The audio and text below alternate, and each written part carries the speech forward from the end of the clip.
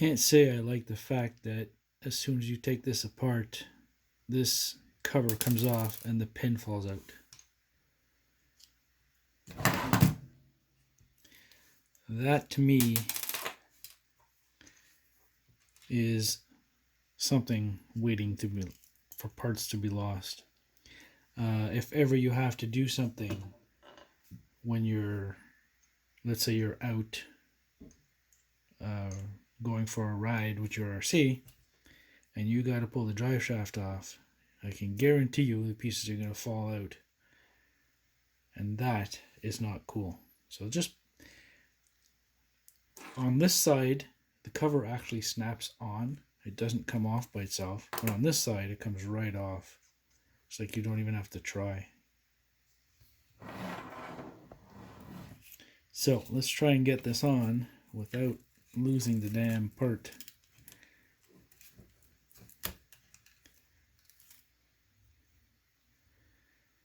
Now I need to turn this.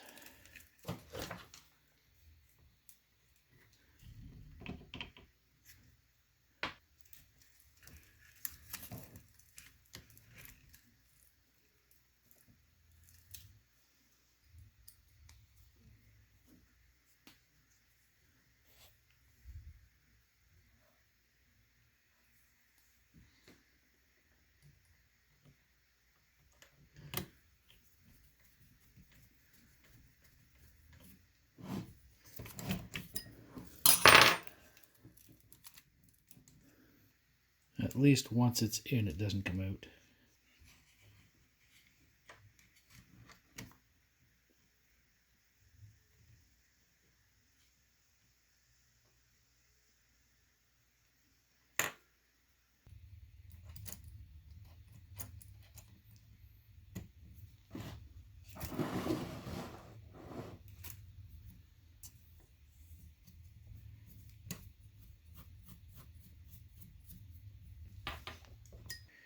So you got the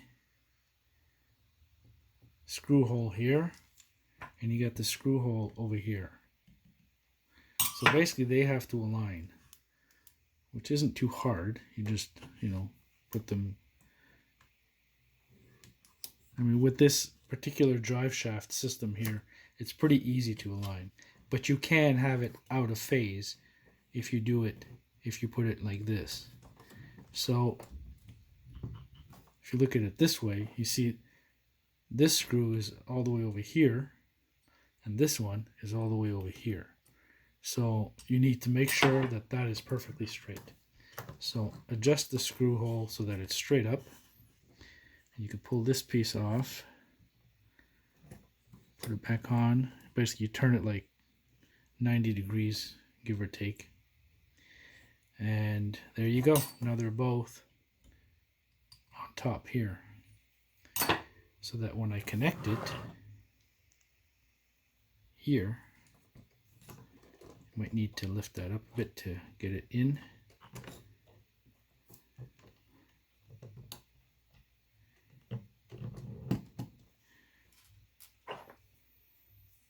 Do not forget to Loctite these screws.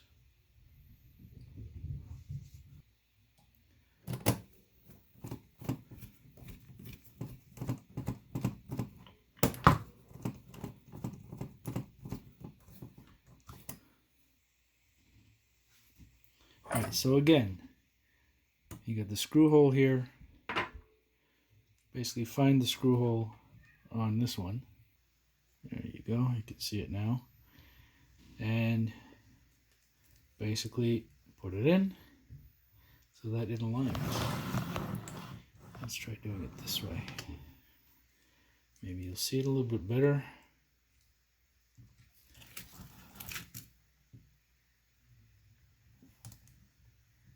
Okay, so that's well aligned.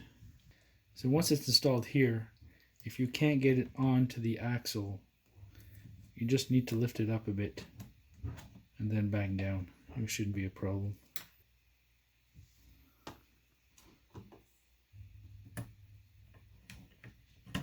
You might need to wiggle it around a bit to get it in. And there you go. The drive shafts are in. They're in their proper phase. And now it's time to do the shocks. The springs have colors on them. So they're color coded. You can see there's a gray here and this one is blue. I'm not sure which is which yet because I haven't started assembling them. But obviously one is front and one is rear. So we'll see which one is which when we get there. The 4 shocks are actually identical. The only difference is the spring.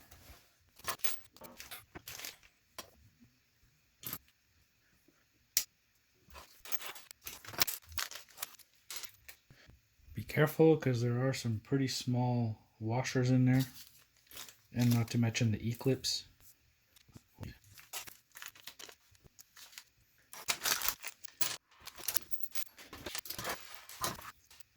Now in this bag there are 2 sizes of ball links, so pay attention to that while you're building. Alright, so let's start with the shaft and piston. Now if you have trouble picking up small items like this, you can wet your finger a little bit and just pick it up like that.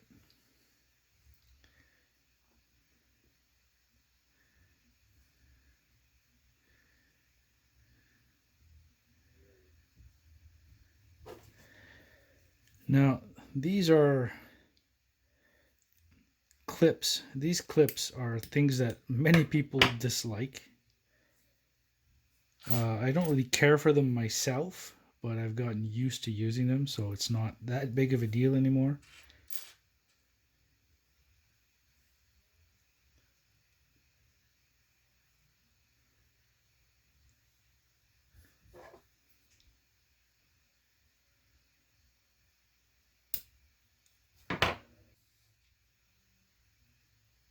Alright, so there's different O-rings. Alright, so they give you the sizes here actually. So the sizes are actually 1-1 here. So this would be the shock cap. So this smaller one will go up here.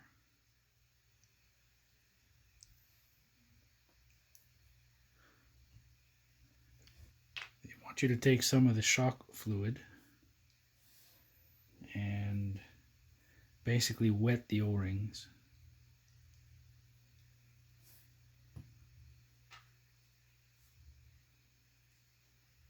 There's one. Now we need that spacer that we cut before.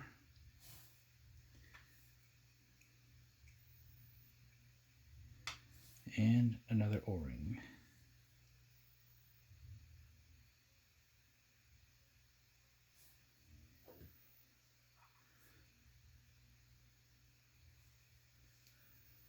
Might want to keep yourself a little rag handy.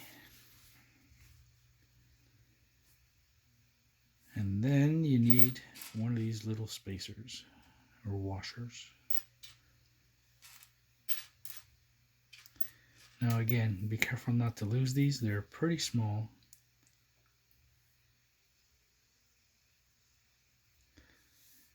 Okay, and you get the shock cap.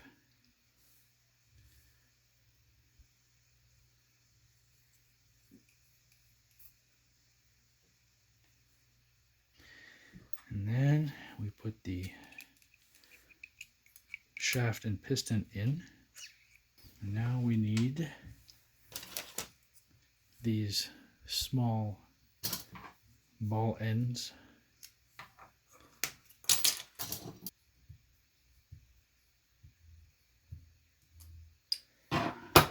So basically you screw it in until it touches the little lip where the threads end. Basically we're putting oil in the shock about 3/4 of the way.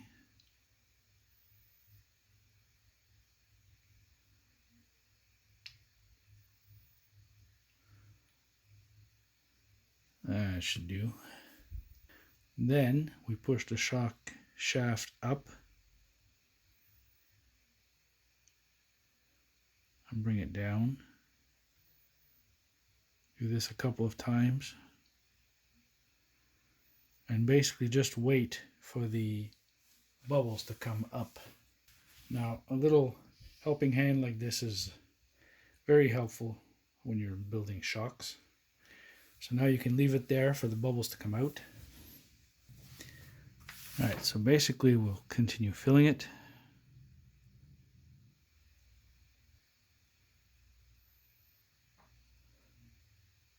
It says to fill the shock.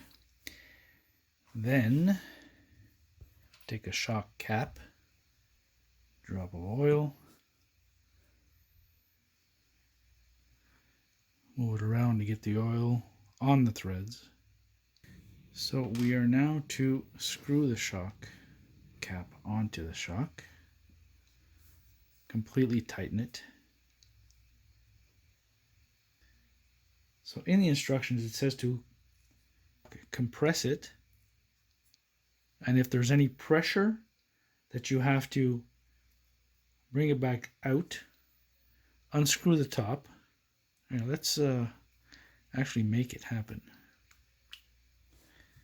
Add more oil.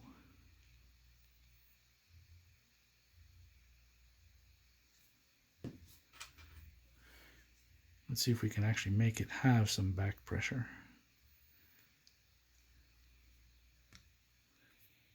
You can see there's excess oil there. Let's wipe that down. Oh, see? Now you can see it's got pressure in it. So when there's pressure like this, what they want you to do is unscrew the cap approximately 3/4 of a turn and compress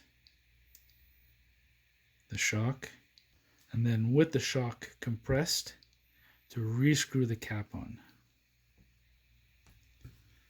Wipe it down. No, see, now we have the opposite effect.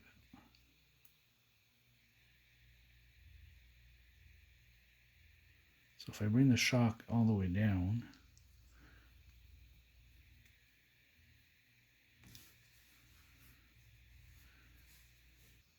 That's what you want.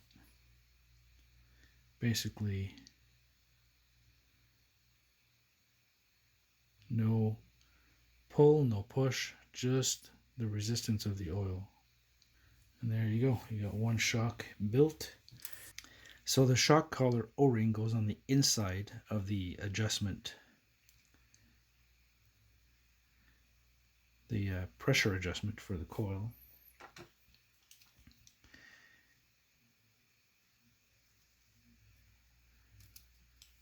It's not exactly going in the way I'd like it to.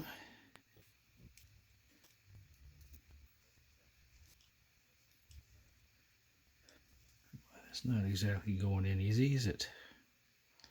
Oh, there we go. I think we just got it.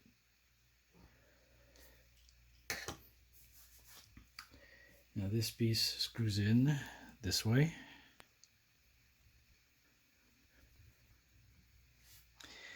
Now we'll take a front spring, which is gray. Throw that on. Get the spring retainer.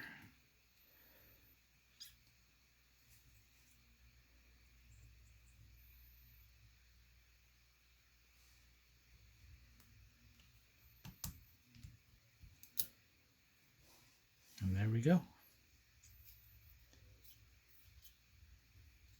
You got a short and a tall one. The tall one goes up top, the little one goes at the bottom.